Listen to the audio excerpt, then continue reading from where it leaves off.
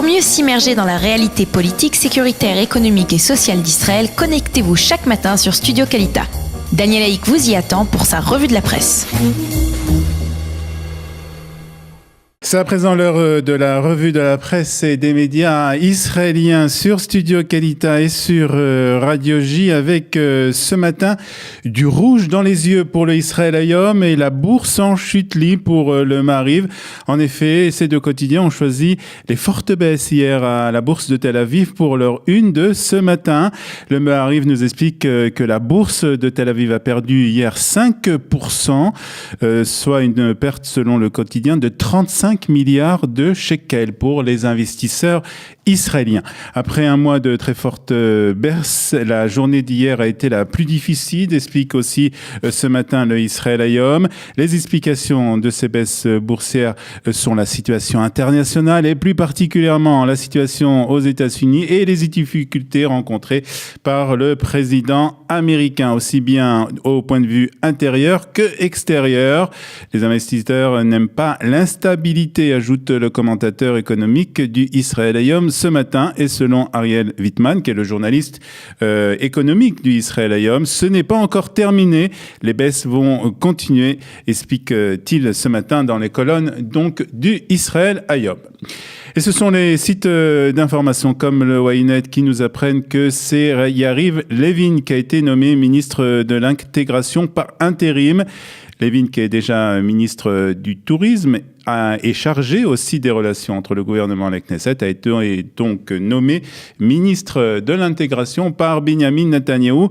Le Ynet nous explique que cette décision a fait plusieurs déçus au Likoud, mais aussi au parti Kulanu. En effet, la vice-ministre des Affaires étrangères, Tzipi Hotovely, s'attendait à être nommée à ce poste. Et puis, Michael Oren, qui fait partie du parti de Moshe Kahlon, Kulanu, s'attendait, lui, à recevoir ce portefeuille. Ce matin, le nouveau ministre par intérim donc de l'intégration a remercié Binyamin Netanyahou pour cette nomination lors d'une interview sur Galei Tzahal, précisant qu'il n'avait rien demandé mais qu'il remplira cette fonction avec beaucoup de responsabilités.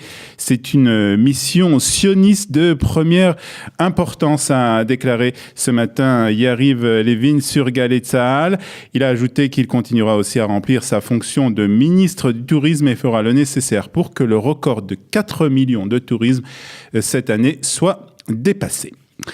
Et le sujet de l'enrôlement des orthodoxes dans l'armée est de nouveau à l'ordre du jour. C'est d'ailleurs le titre principal du Yediot Ahronot ce matin en première page. Pour la énième fois, ce sujet menace la stabilité de la coalition. En effet, le Yediot nous raconte ce matin que Doudi Amselem, le chef de la coalition, a menacé de présenter la loi sur l'enrôlement des Bachouré et Yeshiva, ceux qui étudient donc dans les Yeshivot, dans sa forme actuelle, si les députés des partis orthodoxes ne participaient pas au débat sur le projet de loi.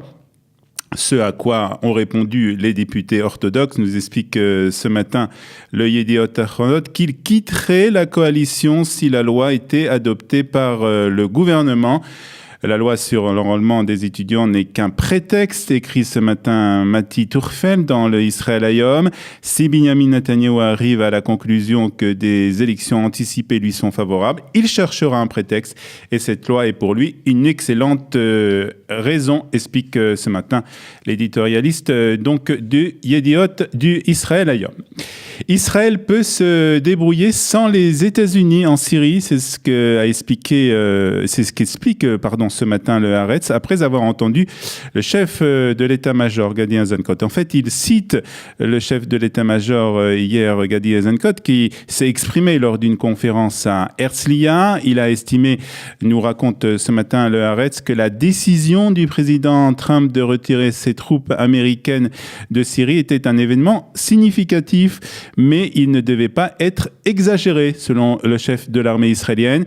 C'est une décision américaine. L'armée israélienne a travaillé de manière indépendante pendant toute cette période, avec la présence américaine et russe, a ajouté le chef de l'armée israélienne. Le Haaretz nous ajoute aussi que Eisenkot a aussi évoqué hier lors de cette conférence à Herzliya la menace iranienne, affirmant que la tentative iranienne de s'établir en Syrie a été le principal effort auquel Tsahal s'est livré ces 4 dernières années.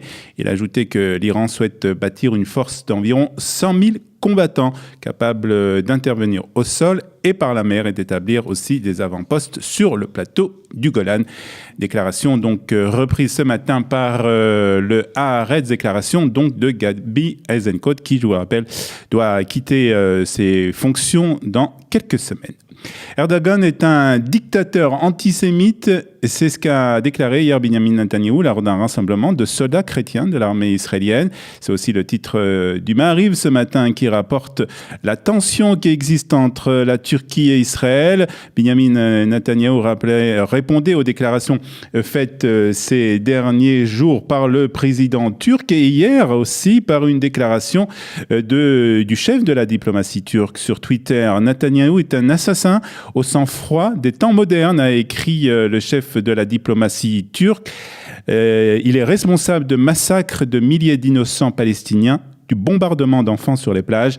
La Turquie n'arrêtera jamais de dévoiler la vérité des propos tenus donc par le chef de la diplomatie turque. Ces propos ont été prononcés après que la Turquie ait annoncé qu'elle prendrait les commandes militaire de la Syrie après le départ des troupes américaines, explique ce matin le Haaretz. Netanyahou a répondu par un court communiqué, ajoute aussi ce matin le quotidien, affirmant qu'Erdogan, l'occupant du nord de Chypre, dont l'armée massacre des femmes et des enfants dans des villages kurdes, à l'intérieur et à l'extérieur de la Turquie, ne devrait pas faire la morale à Israël.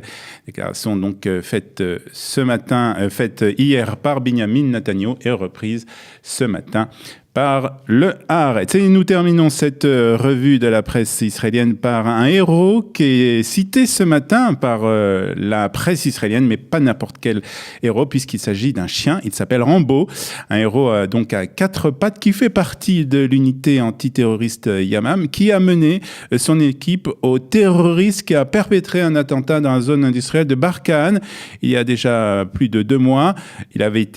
Rambo avait déjà été blessé, nous explique ce matin la presse israélienne, lors d'une opération antiterroriste en 2016. Ce chien, donc âgé de 4 ans et 8 mois, a une nouvelle fois été blessé lors de cette opération. Pour retrouver ce terroriste, il est donc blessé et nécessite soins et repos. Nous lui souhaitons bien entendu un bon rétablissement. Voilà, c'est la fin de cette revue de la presse et des médias israéliens depuis Studio Kalita, ici à Jérusalem. Pour mieux s'immerger dans la réalité politique, sécuritaire, économique et sociale d'Israël, connectez-vous chaque matin sur Studio Kalita. Daniel Haïk vous y attend pour sa revue de la presse.